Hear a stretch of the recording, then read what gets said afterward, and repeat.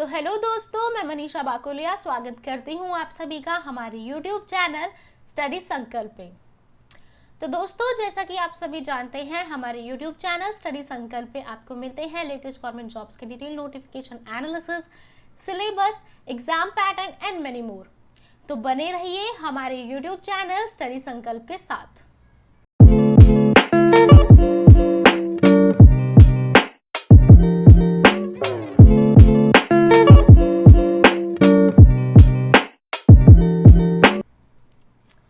तो दोस्तों, आज मैं आप लोगों के लिए HSSC यानी कि हरियाणा स्टाफ सिलेक्शन कमीशन की रिक्रूटमेंट्स लेके आई हूँ। ये TGT रिक्रूटमेंट्स हैं और यहाँ पे टोटल 6000 से भी ज़्यादा वैकेंसीज हैं।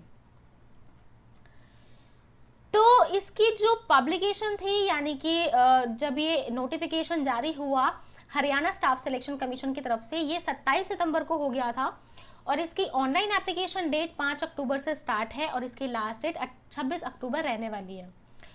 जो आपकी लास्ट डेट है फीस डिपोजिशन की, that will B 28 October, but मैं आपको सजेस्ट करूंगी कि आप लास्ट डेट का बिल्कुल भी वेट ना करें। इवन आप पहले ही अपना फॉर्म फिलअप कर दें और अपनी फीस पेमेंट भी कर दें। इसके अलावा जैसा कि आप सब देख सकते हैं, यहाँ पे साफ साफ लिखा हुआ है कि कोई भी चेंज, करेक्शन, मॉडिफिकेशन आपको अलाउ नहीं होगा आफ्टर द क्लोजिंग डेट और या फिर after the closing date of the registration. ठीक है, और ना ही आप by post, by fax, email या फिर बाय हैंड आपको कोई भी इस तरीके की चीज नहीं भेजनी है कि आप अपने करेक्शन के लिए उन्हें बोलें। ठीक है, आपको एंटरटेन ऐसे बिल्कुल भी नहीं किया जाएगा। तो अपने फॉर्म को काफी ध्यान से भरना, ठीक है, कोई भी मिस्टेक मत करना, आराम आराम से हर चीज देख के भरना और एक बार फिर भी सबमिट करने से पहले आप एक बार उसको चेक कर लेना। चलिए मैं आपको बताती हूँ टीजीटी क्या होता है। टीजीटी ट्रेंड ग्रेजुएट टीचर्स होती हैं। ये एक ग्रुप सी सर्विस होती है और ये डिपार्टमेंट ऑफ एलिमेंट्री एजुकेशन के अंडर आता है। क्योंकि हरियाणा की तरफ से ये वैकेंसीज आई है, इसलिए ये department of elementary education Haryana का ही होगा। और यहाँ पे कुछ कॉमन क्वालिफिकेशन है, जो कि जैसे हिंदी एंड संस्कृत दोनों में से कोई एक सब्जेक्ट आपका 10th लेवल और 12th लेवल पे होना चाहिए। इसके अलावा आपके पास HTET या फिर STET का सर्टिफिकेट होना चाहिए। HTET आपका होता है हरियाणा टीचर एलिजिबिलिटी टेस्ट और STET आपका होता है स्कूल टीचर्स एलिजिबिलिटी टेस्ट।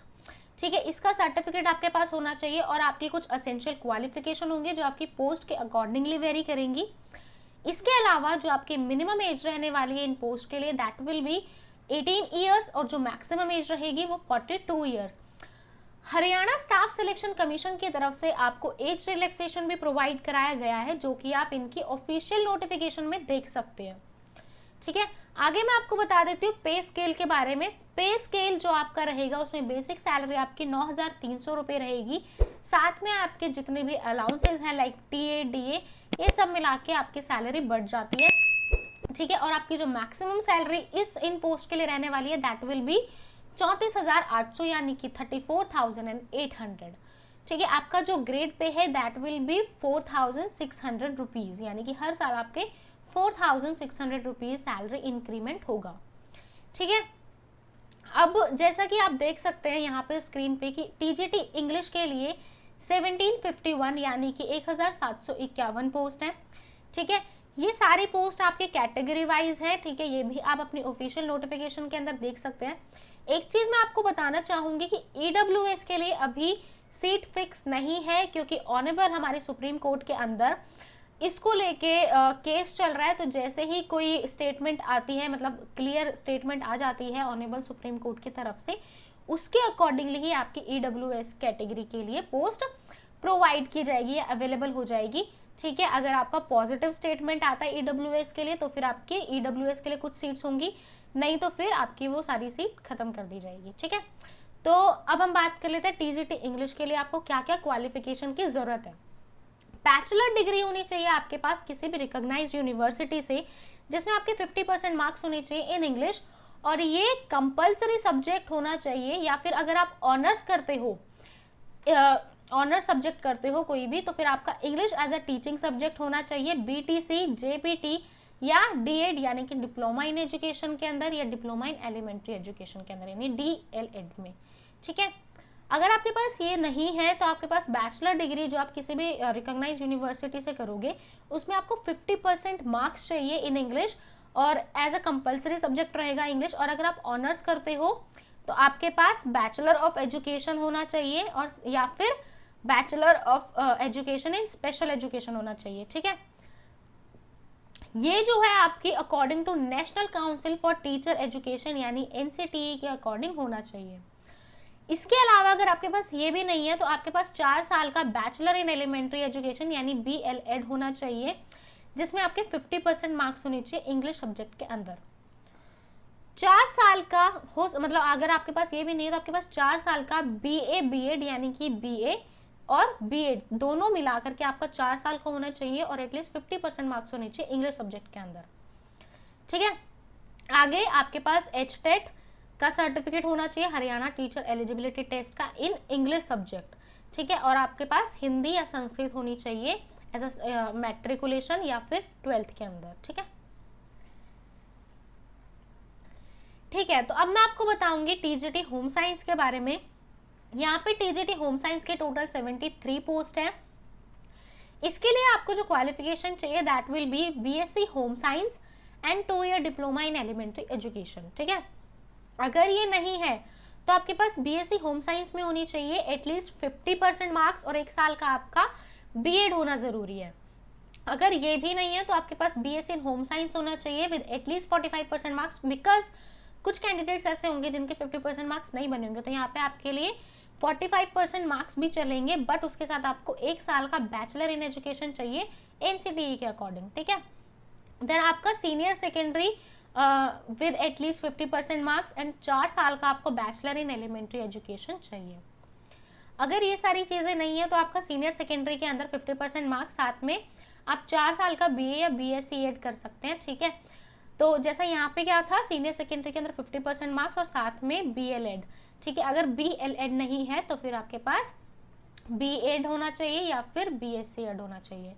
ठीक है, उसके अलावा अगर आपके पास ये भी नहीं है तो आपके पास BSc होम साइंस होना चाहिए विद एटलीस्ट 50% मार्क्स, और 1 साल का BEd होना चाहिए स्पेशल एजुकेशन के अंदर। अगर आपके पास आपने BA किया हुआ है विद 50% मार्क्स तो आपका होम साइंस एज मतलब आपका एक इलेक्टिव सब्जेक्ट होना चाहिए, और अगर आप BEd करते हैं होम साइंस के अंदर तो वहां पे आपका टीचिंग सब्जेक्ट जो होगा वो होम साइंस होगा। ठीक है, अगर आप BEd करते हैं तो। ठीक है, उसके अलावा आपको HTET का सर्टिफिकेट या फिर STET का सर्टिफिकेट चाहिए, और मेट्रिकुलेशन के अंदर आपका हिंदी या संस्कृत एक सब्जेक्ट होना चाहिए, और अगर ये नहीं है तो उसके अलावा आपके पास 12th में या फिर BA में या फिर MA में हिंदी सब्जेक्ट होना चाहिए।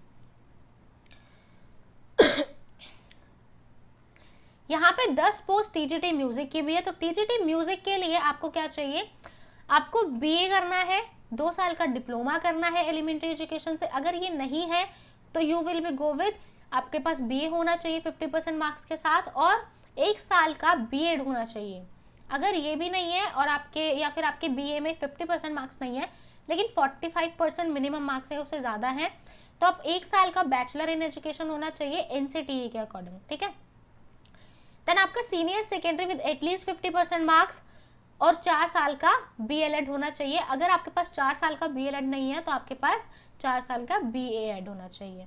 ठीक है, BA विद एटलीस्ट 50% मार्क्स में आपको 1 ईयर का BEd चाहिए। तो ये तो आपके कुछ क्वालिफिकेशन हो गई, बेसिक क्वालिफिकेशन। ठीक है, फिर इन केस अगर आप BA करते हैं म्यूजिक तो म्यूजिक में तो आपके एटलीस्ट 50% मार्क्स म्यूजिक में होने चाहिए। ठीक है, म्यूजिक आप इंस्ट्रूमेंटल या फिर वोकल करते हैं।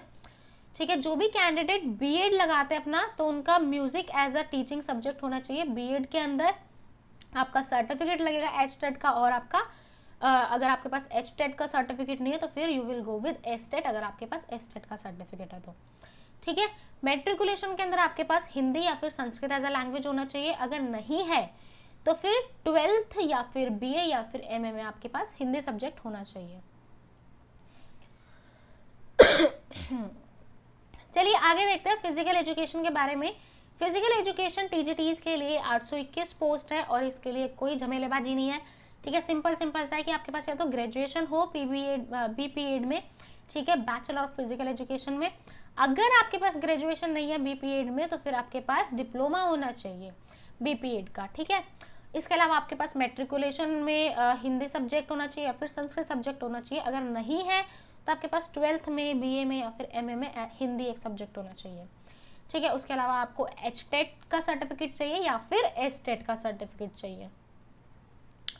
आगे मैं आपको बताती हूँ टीजीटी आर्ट्स के बारे में। टीजीटी आर्ट्स की यहाँ पे 1473 पोस्ट है, 1473, ठीक है। इसके लिए आपके पास बीएफए या फिर बीए होना चाहिए, 2 साल का डिप्लोमा कोर्स होना चाहिए, ठीक है, एलिमेंट्री एजुकेशन के अंदर, या फिर आपके पास बीएफए या बीए होना चाहिए 50% मार्क्स का, और 1 ईयर का बैचलर इन एजुकेशन होना चाहिए।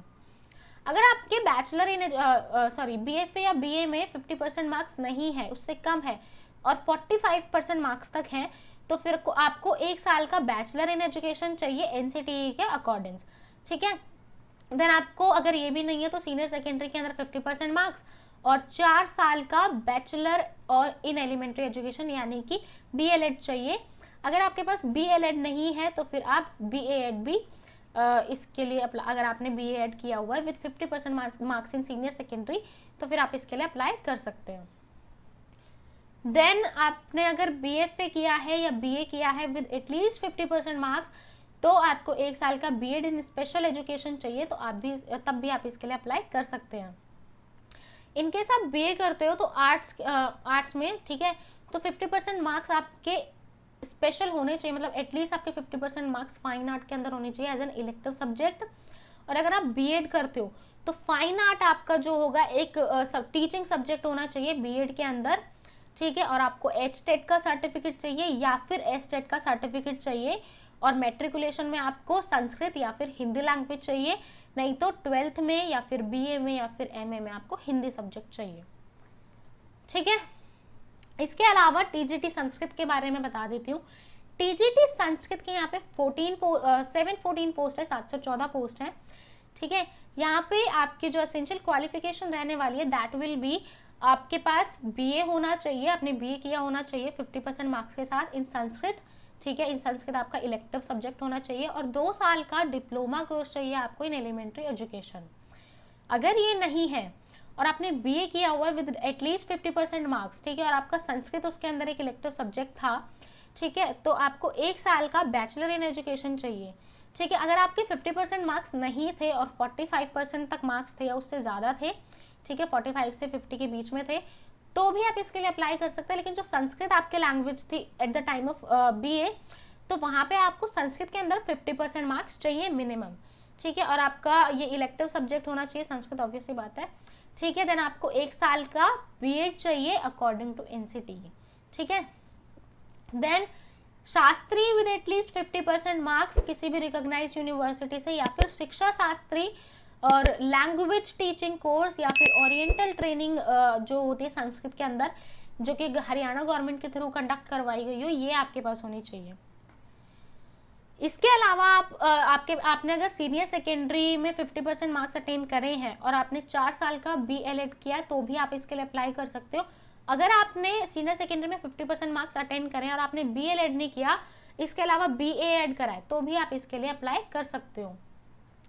अगर आपका बीए में 50% मार्क्स है, ठीक है, तो संस्कृत आपका एक सब्जेक्ट होना चाहिए उसके अंदर और 1 साल का बीएड भी होना चाहिए, तो भी आप इसके लिए अप्लाई कर सकते हो, ठीक है। अगर आप बीएड करते हो तो संस्कृत आपका टीचिंग सब्जेक्ट होना चाहिए किसी भी रिकॉग्नाइज्ड यूनिवर्सिटी से, that will be very important, ठीक है। तो आप इस चीज़ के लिए हमेशा चेक थ्रू कर लेना कि भाई हाँ हमने जो बीएड करी है वो संस्कृत से करी है, तभी आप इसके लिए अप्लाई कर सकते हो, ठीक है।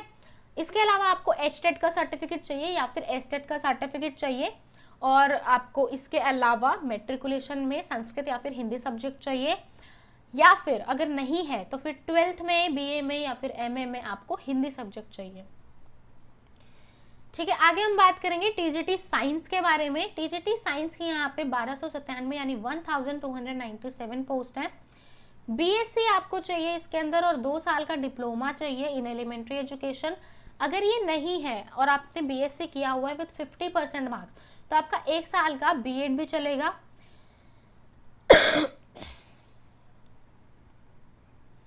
अगर आपकी बीएससी के अंदर 50% मार्क्स नहीं है लेकिन 45 to 50% मार्क्स यानी कि 45 मिनिमम मार्क्स है, ठीक है, तो आप इसके लिए अप्लाई कर सकते हैं, बट आपको 1 साल का बैचलर इन एजुकेशन चाहिए एनसीटीई के अकॉर्डिंग, ठीक है।